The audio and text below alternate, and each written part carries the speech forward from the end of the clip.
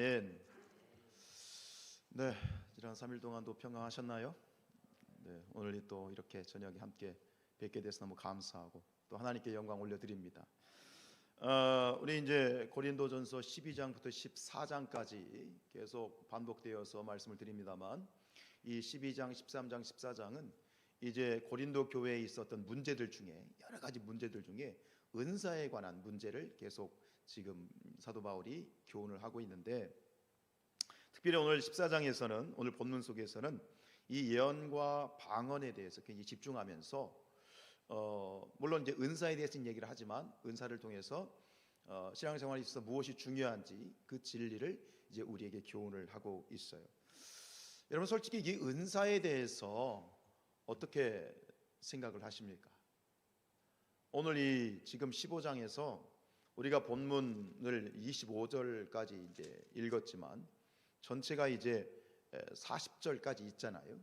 이것이 얘기하는 게, 오늘 우리가 25절을 읽었지만 여러분도 금방 좀 여기서 얘기하는 것이 어떤 얘기하는 것인지 금방 이해가 되시죠? 아주 단순한 이야기를 계속 반복을 하고 있는데, 근데 한편으로 그런 생각이 드는 건 뭐냐면, 말씀을 읽으시면서 여기서 말하는 방언이나 또 예언이나 이런 은사라고 하는 것이 지금 여러분들이 신앙생활 가운데 이렇게 막 이 뭐 접착제 붙듯이 딱 와닿으십니까? 이것이 내게 피부에 딱 와닿고 실감이 되고 지금 나의 신앙생활과 막 섞여가지고 이렇게 진하게 흘러가는 그런 느낌이 드세요? 그렇게 궁금해요. 그래서 이제 전통적으로 봤을 때 이 은사에 대한 부분이 이제 두 극단의 입장이 늘 존재해 왔어요. 그 첫 번째 입장이 뭐냐면 소위 말하는 이성주의적인 거예요. 이성주의라는 건 뭐예요? 신앙생활을 이성적으로, 합리적으로 하려고 하는 그러한 사람들이에요. 그래서 이 이성적인 신앙을 가진 분들은 은사에 대해서 부정적이에요. 왜요? 은사는 초월적인 거잖아요. 이것은 영적인 부분이고 신비한 영역이기 때문에 우리가 이성으로, 생각으로, 판단으로, 합리적으로 이것을 분석해내거나 납득할 수 없기 때문에 이성적인 이 신앙의 가치관을 가진 분들은 사실은 이 은사에 대해서 좀 냉소적이고 그걸 부정하는 그런 부분도 있지요.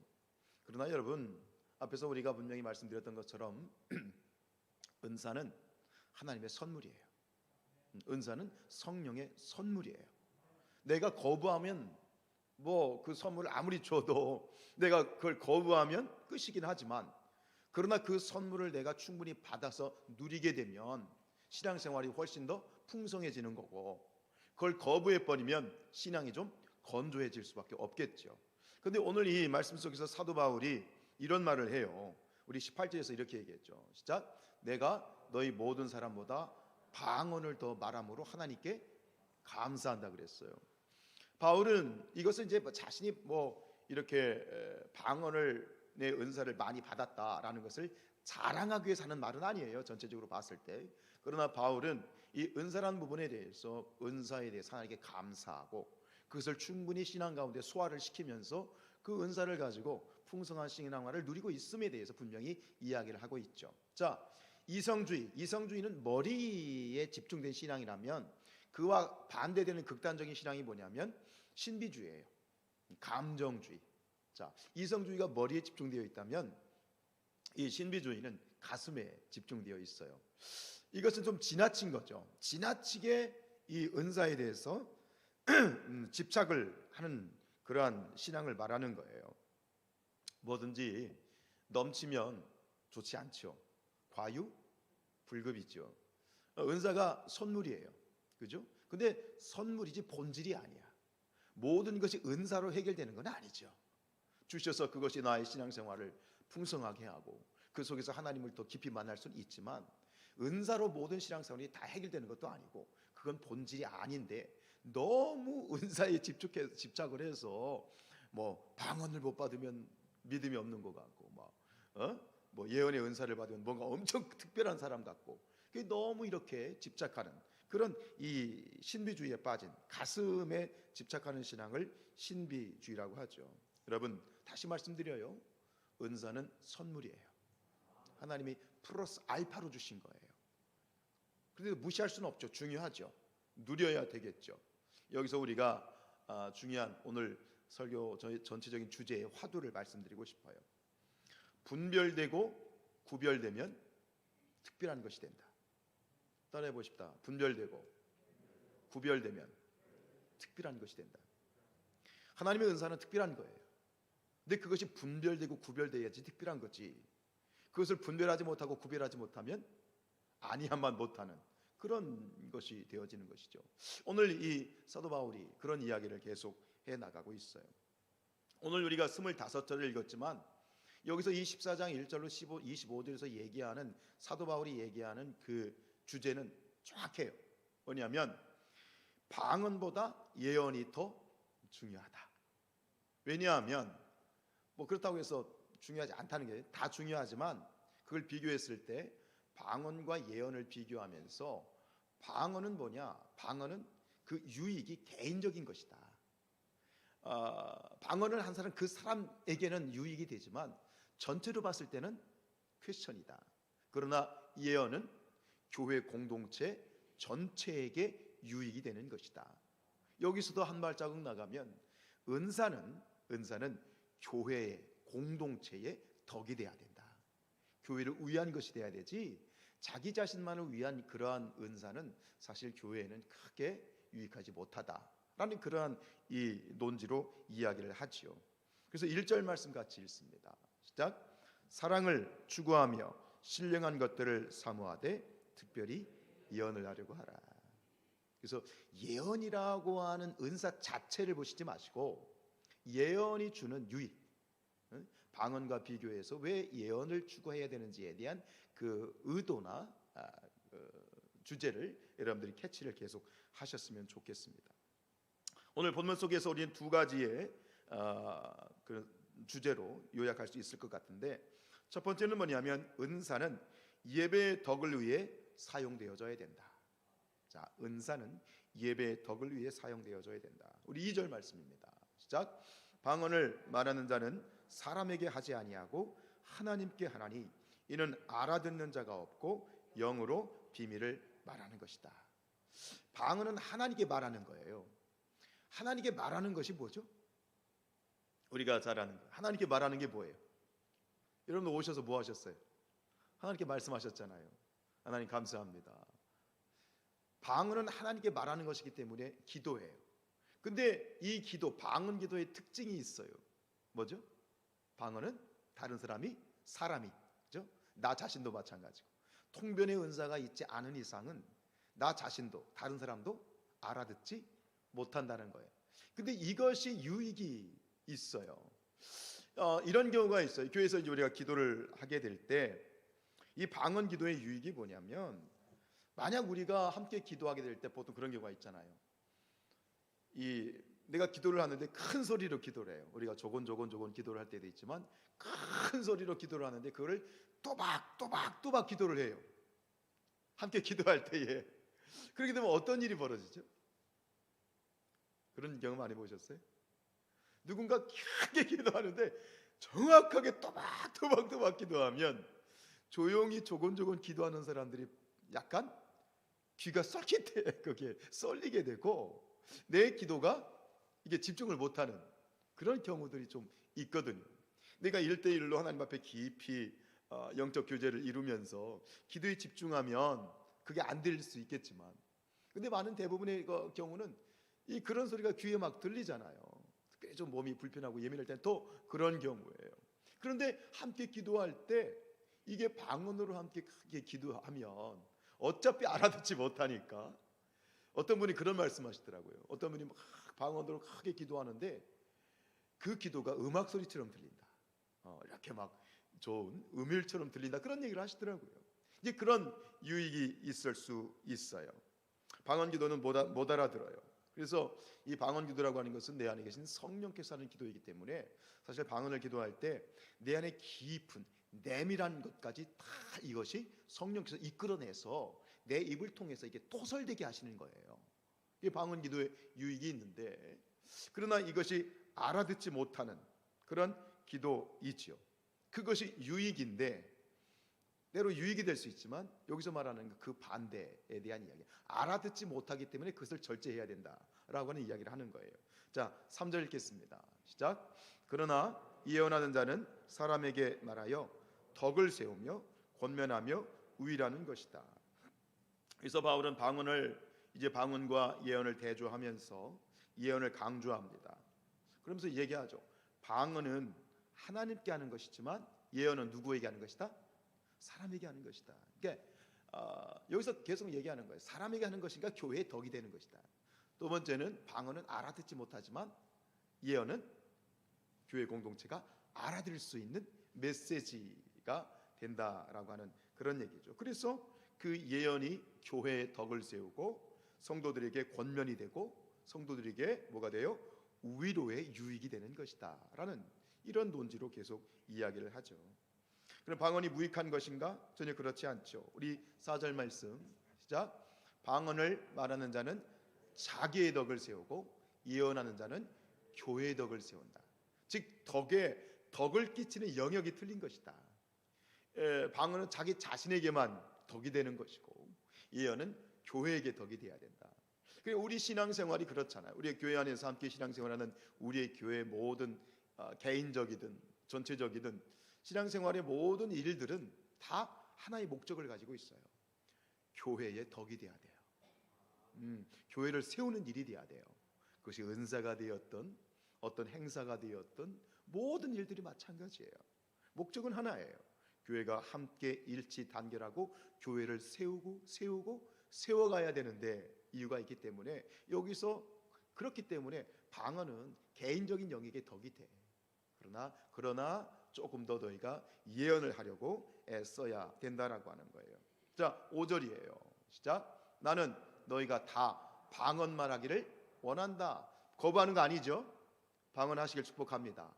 은사를 사모하시기 바랍니다. 그 다음 시작. 특별히 예언하기를 원하노라. 만일 방언을 말하는 자가 통역하여 교회의 덕을 세우지 아니하면 예언하는 자만 못하니라. 방언을 무시하는 게 아니에요. 방언을 깔아뭉개는 게 아니에요. 오히려 여기서 목적은 뭐예요? 이 은사의 목적, 교회의 덕을 세우는 일이 돼야 된다라는 얘기를 계속 반복을 하는 것이죠. 개인적인 예배나 개인적인 기도에서는 전혀 문제될 것이 없어요. 그런데 공동체가 함께 예언을 하는데 아마 그런 경우도 있었을 것 같아요. 이 고린도 교회에 그런 일도 상상을 해보면, 왜냐하면 이 고린도 교인들은 방언을 굉장히 큰 은사로 생각했던 거예요. 은사의 등급을 매겨가지고 방언은 굉장히 큰 은사고, 방언을 하는 사람은 다른 신앙인들보다 신앙도 굉장히 크고 수준이 높은 그런 착각을 하고 있었기 때문에 공중 예배 시간에 예를 들어 누가 대표 기도를 해요. 근데 대표 기도를 하는데 갑자기 뭘로 기도해? 방언으로 기도한다고 생각해 보세요. 여러분 어떻게 들리실 것 같아요? 은혜가 될 것 같아요? 은혜가 될 수도 있겠지만 덕이 안 된다는 거지. 대표 기도를 하는데 와가지고 갑자기 방언으로 막 기도가 가버려. 물론 그거는 이게 우리 대표 기도는 교회 공동체를 대표해서 하나님께 올려드리는 기도인데 그런 식으로 하면 안 된다. 아마 그런 일도 있었을 것 같아요. 그때는 뭐예요? 절제해야 된다. 모든 은사나 신앙생활에 있어서 할 수 있을 때 하지 말아야 될 때가 있어요. 무엇을 위해서? 누구를 위해서? 교회를 위해서. 교회를 위해서 절제가 필요하다는 것이죠. 오늘 이 부분에 대해서 저는 두 가지를 적극적으로 권면드리고 싶어요.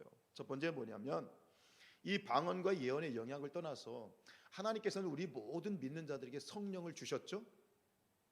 여러분의 성령이 계시죠. 그렇다면 성령에 주시는 선물이 뭐예요? 은사죠. 그렇다면 여러분 모두에게는 은사가 있으십니다. 있나? 목사님 좀 없는 것 같은데요? 아니요.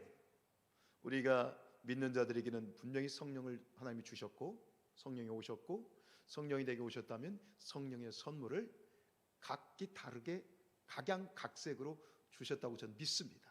그렇다면 여러분들이 그 은사를 적극적으로 활용하시길 축복합니다. 어떤 분들에게는 치유의 은사, 그것이 목회자가 아니라 일반적인 성도들에게는 치유의 은사가 있는 분이 있어요. 그러면 그걸 적극적으로 활용을 해야 돼요. 예언의 은사가 있는 분이 있어요. 적극적으로 발현시켜야 돼. 그런 어떤 영적인 신비적인 차원이 아니라 섬김의 은사나 가르침의 은사나 그런 일반적인 어떤 부분도 있잖아요. 그런 부분들 여러분들이 적극적으로 활용하시길 축복합니다. 요즘 저에게도 지금 전도사님이 한번 이렇게 삐끗하면서 못 오시게 됐는데, 교회가요, 서울이나 뭐 다 그래요. 교회가 전도서 구하기가 하늘의 별 따기라고 그래요. 요즘 신학생들, 저의 큰아이도 지금 이제 뭐 감신을 다니고 있습니다만, 요즘 신학생들이 교회 사역을 안 하려고 한다는 거예요. 왜? 교회 사역이 힘들거든요. 또 교회에서 사례비를 충분히 주는 것도 아니야. 그러니까 아예 교회 사역을 내려놓고 그냥 일반 알바를 해서 그냥 그렇게 용돈 벌고 생활하는 그런 친구들이 굉장히 많이 늘어났다. 이게 그냥 이게 지금 전반적인 교회 분위기예요. 이 사역을 하면서 하나님 앞에서 공부하고 연구하고 배워야 되는 이 신학생들이 교회 사역을 기피하고 그냥 이 목회라는 것도 일반 직장처럼 하나의 잡으로, 직업으로서 생각하는 그런 부분들이 점점점 팽배해져 가고 있다는 거예요. 그러다 보니까 교회 사역자가, 우리 감리교회는 진급을 해야 되기 때문에 진급 과정에 있는 사람들 무조건 교회에서 사역을 해야 진급을 할 수 있거든요. 그런데 이 신학생들은 안 그렇거든요. 교회 소속만 그 증명서만 내면 그냥 패스가 돼요, 학점이. 저희 교회도 지금 마찬가지죠. 그러면서 하나님께 어떤 기도가 되냐면, 차라리 이럴 바에는 우리 교회 안에서 우리 성도님들의 은사를 적극적으로 개발했으면 좋겠다. 지금 예를 들어 우리 찬양대 박장고 선생님 하시잖아요. 뭐 적극적으로 이 은사를 활용을 하고, 뭐 지금도 지금 방송팀에서도 우리 권사님 장로님 하시지만, 이게 그냥 어떤 사역 이런 부분에 대해서 그것을 굳이 그렇게 막 전도사 구하는데 안 된다 이런 고민할 거 없이 우리 교회 안에서 적극적으로 필요하다면, 전 그런 생각도 하고 있어요. 필요하다면 제가 여기 산성교회에서도 신학교를 운영하고 있거든요. 그래서 평신도 사역자를 아예 교육을 시켜서 전도사를 만들어서 우리 교회에서 사역을 하게 했으면 좋겠다. 실질적인 고민을 하고 있어요. 지금도 우리 교회가 충분히 우리 성도님들이 사역자 없이 우리 규모에서 그래도 뭐 전도 사역자 한 명 더 필요한데, 충분히 필요하고 한 명이 더 두 명이 더 필요한데, 그럼에도 불구하고 우리 교회가 잘 이렇게 정말 무난하게 돌아가는 것은 우리 성도님들이 자신들의 은사를 적극적으로 발현하고 계시기 때문이라고 하나님께 감사를 드려요. 근데 그것을 조금 더 적극적으로 은사를 개발해서 아예 우리 교회 내에서 사역자를 개발하고 키워갔으면 좋겠다는 그런 고민이 드는 거죠. 여러분들이 그 달란트, 하나님께서 주신 그 은사를 적극적으로 사용하시길 바랍니다. 아멘 안 하시네? 목사님, 전 나이가 많아요. 뭔 상관이에요? 하나님 함께 하시면 되는 거죠. 할렐루야. 하셔야 되는 거예요. 그리고 함께 동시에 아까 말씀드렸던 것처럼 아무리 내게 풍성한 은사가 있어도 교회를 위하여서 절제할 수 있어야 된다. 동시에. 어떤 때는 그런 경우도 있어요. 막 의욕적으로 막 하다 보면 그게 바른 길이긴 하지만, 그러나 전체적인 교회를 위해서 조율이 필요할 때가 있어요. 그때는 스톱할 수도 있고 절제할 수도 있는 그런 균형 감각이 있는 그런 신앙 있기를 주님의 이름으로 축복합니다.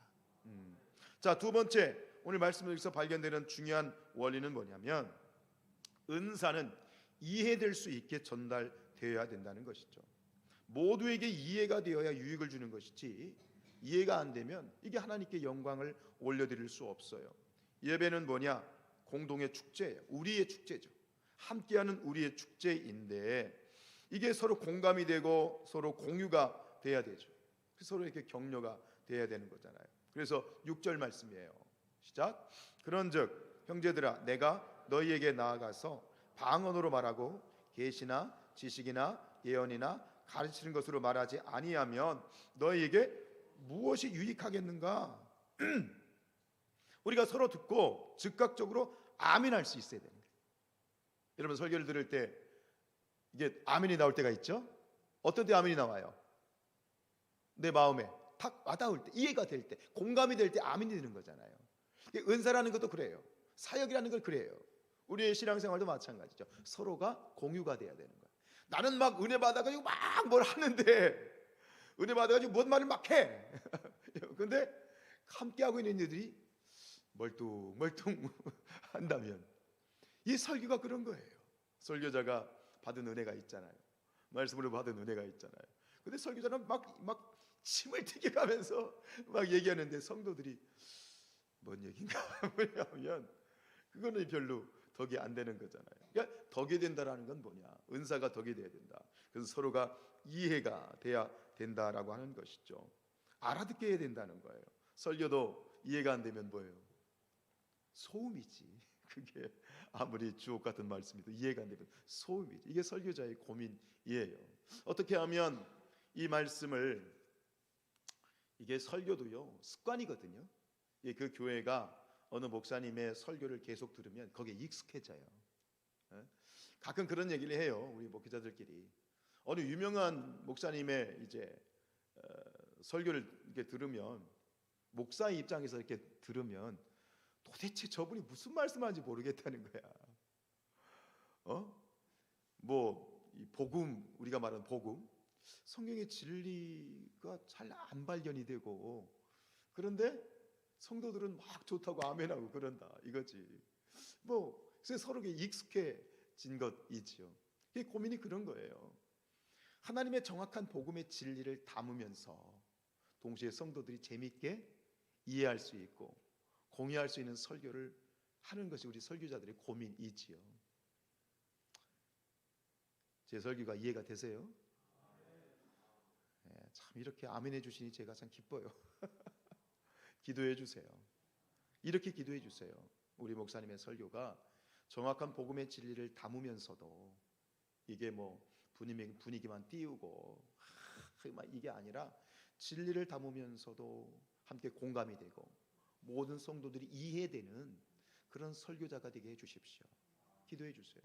특별히 우리 이 예배 때, 주일 예배 때 이제 중보기도 팀들이 많이 계신데 그런 거죠. 그래서 가끔 그래요. 교회가 부흥하고 이렇게 막 뭔가 방방 띄우면서 막 목사님의 설교를 하고 그 교회가 부흥하고 유명하다고 하는데, 이렇게 들으면 정말 진리가 없는 설교가 있거든요. 도대체 무슨 얘기인지 모르겠어. 맥락도 없어. 근데 그냥 좋대. 거기 익숙해졌기 때문에. 그럼 세상 가운데 그런 분들이 나가서 생활을 할 때 정말 삶 가운데 진리를 가지고 삶 가운데 제자로서의 삶을 저분들이 살아낼 수 있을까라는 솔직히 그런 고민이 되는 거예요. 우리 사랑하는 성산교회 모든 성도들이 진리를 가슴에 품고 세상 가운데 빛이 되고 소금이 되고 그리스도의 언제 어디서나 그리스도로 살아갈 수 있는 그러한 영적인 메시지를 담고 있는 여러분들 되시기를 주님의 이름으로 축복합니다. 그런 설교를 담아낼 수 있는 설교자가 될 수 있도록 여러분들이 적극적으로 이 부족한 종을 위해서도 기도해 주시기를 바랍니다. 우리 9절 말씀 읽지요. 시작. 이와 같이 너희도 혀로서 알아듣기 쉬운 말을 하지 아니하면 그 말하는 것을 어찌 알겠냐. 이는 허공에다 말하는 것이다. 우리가 목장에서도 마찬가지죠. 여러분 우리 소그룹에서도 서로 이야기를 할 때 서로 공유가 돼야 되죠. 서로 마음이 통하고 이신점심 영적으로 통하는 그런 어떤 소통이 있어야만 된다는 거예요. 그래서 방언이 아니라 뭘 하라는 거예요? 예언을 얘기하고 있는 것이지요. 우리 19절 말씀이에요. 시작. 그러나 교회에서 네가 남을 가르치기 위하여 깨달은 마음으로 5마디 말을 하는 것이 1만 마디 방언으로 말하는 것보다 나으니라. 여기서 말하는 깨달은 거요. 내가 깨달은 거. 내가 말씀을 묵상하면서 혹은 설교를 들으면서 여러분들이 기도를 하시다가 깨달은 거. 그게 복음이죠. 그게 나의 복음이죠. 그런 것을 나누기를 지금 바울은 권면을 해요. 계속적으로 바울의 초점은 분명해요. 은사들이 예배의 자리에서 사용될 때 그것이 서로에게 아멘으로 화답될 수 있는, 서로에게 이해되어지고 공유되어지고 공감되어지는 그런 은사로서 나타나야 된다.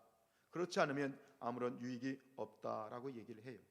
그런데 이렇게 얘기를 하다가 다시 여기서 이 바울이 어떤 얘기를 하냐면 예언을 계속 강조하고 있잖아요. 근데 그러다가 여기서 지금 방언의 유익에 대해서 잠깐 얘기를 해요. 다른 차원으로. 22절이에요. 시작. 그러므로 방언은 믿는 자들을 위하지 아니하고 믿지 아니하는 자들을 위하는 표적이다라고 얘기하고 있어. 방언의 유익이다는 거죠. 방언의 유익이 뭐다? 믿지 않는 자들에게 표적이 된다. 표적이 뭡니까? 어떤 게 표적이에요? 기적, 기적으로 얘기도 하는데 어떤 사건이죠. 어떤 사건이에요? 하나님의 살아계심을 드러내는 사건. 예수님이 행하셨던, 공생의 기간 동안 행하셨던 수많은 기적들이 있으셨잖아요. 죽은 사람을 살리시고, 병자를 고치시고, 귀신을 쫓아내시고, 물 위를 걸으시고, 이 모든 표적이 지향하는 건 뭐예요? 하나님이 살아계시다 라는 것을 나타내는 것이 표적이에요. 그런데 방언이 믿지 않는 사람들에게 하나님이 살아계심을 나타내는 표적이 될 수 있다라는 얘기예요. 예, 방언을 통해서 우리가 방언을 하게 될 때 그 방언하는 그 방언의 기도를 들으면서 믿는 자들이 믿지 않는 자들이 뭔가 있는 것 같다. 저기 뭐지? 하면서 하나님에 대해서 궁금해하고 저것은 이 세상에 없는 것이지. 제가 말씀드렸잖아요. 지난 얼마 전에 어떤 사람들이 이 방언을 사람이 지어내는 것으로 이제 밝혀내려고 방언은 자기가 만들어내는 거야라는 것을 이제 입증을 하려고 이 방언하는 분을 최면을 건 거예요. 그 최면을 걸어놓고 뭐라고 말했냐면 너 방언 말이라 그렇게 시킨 거예요. 최면 상태에서 방언을 말하라고 최면을 걸었더니 그 사람이 방언을 했어요, 안 했어요? 못하는 거예요. 예. 그게 사람의 일로 방언은 사람이 자기가 임의로 스매끼리 와르바시 하는 거야, 따따붙다 하는 거야, 이렇게 좀 우스운 걸로 만들려고 하는 그런 작당을 했다가 그 최면을 걸어가지고 방언을 시키려고 했는데 방언 해봐 그랬더니 이분이 막 인상을 찌끄리면서 못 하시더라는 거야. 왜요? 방언은 사람이 하는 게 아니야. 누가 하는 거야? 네 안에 계신 성령이 하는 게 기도이기 때문에 최면으로 되는 게 아니야. 이런 것들이 결국 표적이 되는 거죠. 그런데 또 얘기하는 게 있어요. 그러나 더 중요한 게 있어요. 그렇다고 해서 전부 다 그렇게 생각하는 것은 또 아니다. 이렇게 얘기를 해요. 우리 23절 말씀 읽게요. 시작. 그러므로 온 교회가 함께 모여 다 방언으로 말하면 알지 못하는 자들이나 믿지 않은 자들이 들어와서 너희를 미쳤다 하지 않겠느냐. 자, 잘 생각해야 돼. 방언이 표적이 되어서 하나님의 살아계신 것을 드러낼 수도 있지만 그러나 그렇지 않을 수도 있다라는 거예요. 예를 들어서 남편한테 가가지고 여보 나 방언 받았어. 응? 방언 들어봐. 하나님이 살아계셔. 그러면서 그 남편한테 막 따따붙다 와르바시 스매끼리 했어. 그러면 남편이 와 진짜 하나님 살아계시네. 그러면서 나 당장 교회 가야 되겠네. 그렇게 하겠느냐? 그럴 수도 있지만 많은 경우에 뭐라고 말한다고요? 또 단단히 미쳤구나. 이렇게 말할 수 있다라고 하는 거예요. 자, 여기서 우리가 말씀을 정리하면서 마지막으로 말씀드리고 싶은 것은 참 성경은요 진리는 균형이에요. 하나님 말씀은 균형이 있어요. 진리는 균형이 있는 것이지 어떤 하나의 극단에 빠지는 것이 아니라는 거예요. 앞에서 말씀드렸지만 이 은사에 대한 부분에 대해서 두 극단이 있다고 말씀드렸어요. 뭐죠? 이성주의. 그것을 자기 어떤 합리적인 이성적인 생각에서 그를 좀 냉소적으로 비판적으로 바라보는 이성주의가 있죠. 반대가 뭐가 있어요? 너무 은사에 목숨을 거는 신비주의, 감정주의가 있죠. 이 두 가지 극단이 아니라 신앙이란 믿음이란 그것을 두 개를 같이 이건 버리고 이거는 취하고 이거는 버리고 이건 취하는 것이 아니라 두 가지 모두를 가지고 균형을 가지고 신앙생활하는 것이 그것이 우리의 신앙인 거예요. 방언도 필요하고 예언도 필요하고 근데 극단으로 빠지지 않고 균형 감각을 가지고 우리가 신앙생활을 해야 된다라고 하는 거예요. 여러분 우리의 신앙은 믿음은 균형입니다. 그 균형을 이루게 될 때 어떻게 되죠? 구별되고 분별되면 하나님의 선물이 나에게 뭐가 돼요? 특별한 것이 되는 거예요. 예? 여러분 이 이성주의는 머리에 집중되어 있고 신비주의는 가슴에 집중되어 있어요. 머리는 차가워야 돼요. 그죠? 가슴은요? 뜨거워야 돼요. 근데 머리까지 뜨거우면 어떻게 되는 거예요? 도는 거죠. 머리는 차가워야 돼요. 근데 가슴은 뜨거워야 돼. 이 뜨거워야 될 가슴이 식어지면 어떻게 돼요? 껍데기 신앙이 되는 거죠. 참 차가운 신앙, 메마른 신앙. 옆에 가면 막 찬바람이 쌩쌩 부는 그런 신앙인이 되는 거죠. 균형이에요. 우리의 신앙은 은사도 마찬가지고, 기도도 마찬가지고, 말씀도 마찬가지고, 섬김도 마찬가지고, 모든 영역에 있어서 어떤 분들은 오직 기도, 맞죠? 오직 기도. 근데 오직 기도인데 기도만이 아닌 거지. 기도도 포함을 하는 거죠. 오직 말씀만 파면 기도는 제껴놓는 거야. 그게 아니죠. 말씀과 기도, 그죠? 섬김과 진리 같이 가는 거죠. 여러분, 우리의 신앙이 균형 있는 신앙이 되기를 축복합니다. 우리의 가슴이, 머리는 말씀으로 냉철해지고, 그죠? 가슴은 기도로 뜨거워지는 신앙. 이것이 바로 특별한 신앙이지요. 여러분, 좌로나 우로나 치우치지 말아야 되겠습니다. 너무 한쪽으로 빠지지 말아야 되겠습니다. 여러분, 신앙이 뭡니까? 은사가 뭡니까? 구별되고 분별되면 특별한 것이 된다. 하나님께 우리에게 주신, 여러분 각자에게 주신 은사가 다 있습니다. 그 은사가 특별한 은혜가 되기를 축복합니다. 하나님께서 저와 여러분에게 주신 어떤 무엇인가가 있습니다. 그것이 우리 모두에게 특별한 선물이 되기를 원합니다. 그것을 위해서는 분별돼야 되고 구별돼야 된다. 따라해 봅시다. 구별되고 분별되면 특별한 것이 된다. 할렐루야. 그래서 그 특별한 여러분들, 우리 사랑하는 특별한 성산교회 성도님들이 세상 가운데 빛된 삶을 사시기를 주님의 이름으로 축복합니다. 우리 함께 찬양하시죠.